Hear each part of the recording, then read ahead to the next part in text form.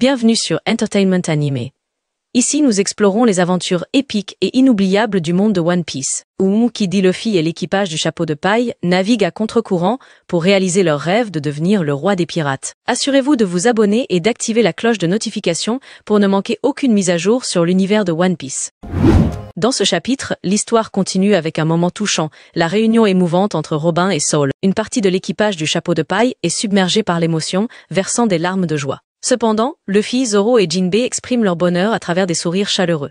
Jinbei commente avec sagesse, c'est merveilleux d'assister à un moment aussi beau. Luffy et Zoro approuvent immédiatement avec des hochements de tête et des sourires sincères. Peu après, Luffy s'approche de Soul de manière personnelle. Avec sincérité, il le remercie pour ce qu'il a fait dans le passé pour protéger Robin. Luffy ajoute que, bien qu'il ne puisse pas rendre l'appareil pour l'instant, il promet une chose, je protégerai toujours Robin. Quake will arrive. L'équipage, en soutien à leur capitaine, sourit et lève le pouce en signe d'approbation. Cette scène met en lumière les qualités exceptionnelles de Luffy en tant que leader. Soul, touché, sourit avec émotion et répond. Enfin, Robin a trouvé des amis qui veillent les uns sur les autres, et remercie également l'équipage pour tout ce qu'ils ont fait pour elle.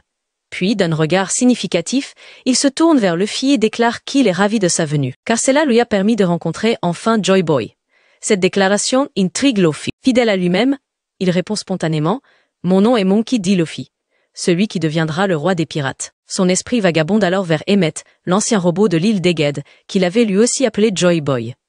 Intrigué, Luffy demande à Soul « Mais, qui est exactement Joy Boy? Pourquoi tout le monde m'appelle comme ça ?» Soul rit et répond « Ce n'est pas une erreur, Luffy. Peut-être que tu ne le comprends pas encore, mais je te l'expliquerai plus tard. » Avec son éternel sourire, Luffy s'exclame « Dans ce cas, explique-le pendant la fête. Je veux que tu fasses la fête avec nous. » Après que Soul ait accepté l'invitation de Luffy à faire la fête avec les géants, il a fait une petite demande avant que la célébration ne commence. Soul souhaitait emmener Robin et l'équipage du chapeau de paille à la grande bibliothèque d'Elbaf, car il avait quelque chose d'important à montrer à Robin. Enthousiaste, Luffy a immédiatement accepté sa demande, et les autres membres de l'équipage l'ont suivi sans hésitation. Lilith, l'un des clones de Vegapunk, s'est également jointe à eux pour cette expédition vers la bibliothèque. En chemin, Lilith a admiré la beauté des paysages et l'atmosphère d'Elbaf. Elle a commenté que cette île serait un endroit idéal pour construire un nouveau laboratoire. Soul, qui connaissait Lilith comme l'un des clones de Vegapunk grâce à ses échanges avec Vegapunk via un Denden Mushi, a accueilli cette idée avec enthousiasme. Il a déclaré « Si tu es sérieuse à propos de la construction d'un laboratoire à Elbaf, les géants seront sûrement prêts à t'aider à le réaliser. » Soul a ajouté que l'idée de construire un laboratoire de pointe à Elbaf était brillante. Avec la bibliothèque remplie de livres sur l'histoire et les vérités oubliées, combiné à un laboratoire moderne, Elbaf pourrait devenir le centre mondial du savoir. Toutefois, Soul a également averti que créer une telle installation serait un projet colossal nécessitant beaucoup de temps et d'efforts. Mais il a assuré que grâce à un effort collectif, ce rêve pourrait devenir réalité. Lilith a semblé ravie par ce soutien. Avec enthousiasme, elle a affirmé qu'elle construirait un laboratoire encore plus impressionnant que celui de l'île Egghead. Elle voulait que son nouveau laboratoire rivalise avec celui de York, le clone de Vegapunk qui avait trahi et s'était allié au gouvernement mondial. Lilith a précisé que cette compétition avec York ne visait pas seulement à prouver sa supériorité, mais aussi à soutenir activement les pirates du chapeau de paille dans leur quête. Cependant, pour créer un laboratoire aussi impressionnant, Lilith a dû concevoir la Mother Flame comme source d'énergie principale. Soul a commenté que la Mother Flame était une technologie extraordinaire. Il a expliqué que, si elle était utilisée à des fins bénéfiques, cette énergie pourrait représenter une grande bénédiction pour l'humanité. Mais si elle tombait entre de mauvaises mains, elle pourrait servir à réveiller des armes antiques et provoquer une destruction massive, comme cela s'est produit récemment avec le royaume de Lulusia. En entendant cette discussion, Robin a réagi avec attention.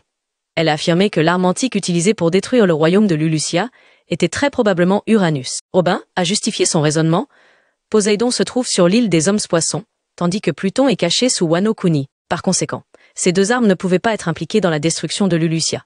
Il est donc presque certain qu'Uranus est l'arme responsable de cette tragédie. Soul a approuvé l'analyse de Robin et a ajouté quelques explications sur les trois armes antiques. Pluton, un navire de guerre doté d'une puissance destructrice exceptionnelle. Un seul tir de Pluton peut anéantir une île entière.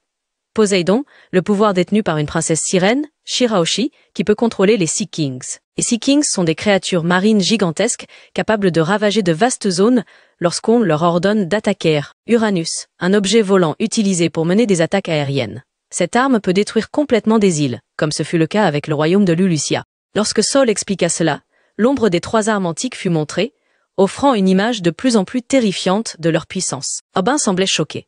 surtout en entendant que Uranus était un objet volant, car elle n'avait jamais trouvé de poneglyphe spécifiquement dédié à ces armes antiques. Peu de temps après, ils arrivèrent à la grande bibliothèque dont parlait Saul. L'endroit était vaste, avec des étagères de livres s'élevant jusqu'au plafond. Cette bibliothèque ne contenait pas seulement des livres sauvés d'Ohara, mais aussi de nombreux autres ouvrages précieux, collectés à travers le monde. Cette collection faisait de la bibliothèque d'Elbaf un centre de savoir inestimable. Saul invita Robin à voir la section spéciale qu'il avait préparée, contenant des informations cruciales sur l'histoire du monde. Tout l'équipage, y compris Lilith, était émerveillé par l'endroit, tandis que Robin semblait ému, réalisant que son rêve de découvrir la vérité sur l'histoire était de plus en plus proche de se réaliser. Elbaf n'était pas seulement un lieu de grande puissance, mais aussi un centre de savoir qui pourrait détenir la clé des grands secrets du monde. Saul conduisit Luffy et ses compagnons dans une pièce spéciale à l'intérieur de la bibliothèque d'Elbaf. Lorsqu'ils ouvrirent la porte, tout le monde fut stupéfait, car la pièce contenait plusieurs poneglyphes. Robin demanda immédiatement avec enthousiasme s'il y avait un rod de poneglyphe, un poneglyphe rouge,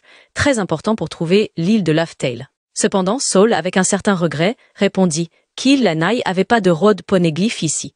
Tous les poneglyphes présents étaient des poneglyphes ordinaires, de couleur bleue, mais contenaient tout de même des informations importantes sur l'histoire, y compris le siècle oublié. Saul révéla ensuite que, bien qu'il ne possède pas de rod poneglyphe, il connaissait l'identité de la personne qui le détient. Cette personne est un homme avec une cicatrice de brûlure.